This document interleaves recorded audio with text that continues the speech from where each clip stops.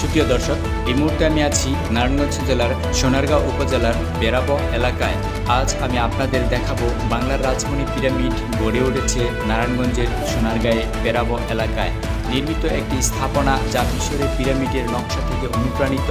এটি একটি পর্যটক আকর্ষণ কেন্দ্র যেখানে মিশরীয় পিরামিডের মতো নির্মাণ করা হয়েছে এবং কিছু স্থানে ঐতিহাসিক অনুভূতির সৃষ্টি করার চেষ্টা করা হয়।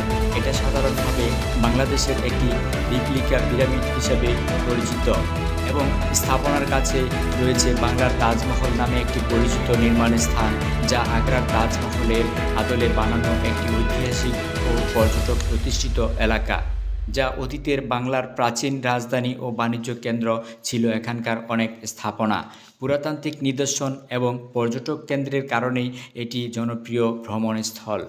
সম্প্রতি এক সংবাদ অনুসারে এটি 2025 সালে 15 জানুয়ারি ভোরে দর্শনার্থীদের জন্য আনুষ্ঠানিকভাবে খুলে দেওয়া হয়েছে এবং বাংলাদেশের বিশ্বের 7ম আশ্চর্য মতো পিরামিড হিসেবে প্রচার করা হয়েছে। দর্শনার্থীরা এখানে ছবি তোলেন, পারিবারিক ভ্রমণ বা পিকনিক করতে আসেন।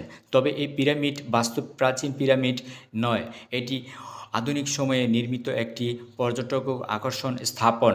সেই সাথে রয়েছে ভিতরবাহির ব্যবস্থা। আর সেই প্রত্যাশায় নতুন কিছু ভিডিও নিয়ে আবারও দেখা হবে। আল্লাহ হাফেজ।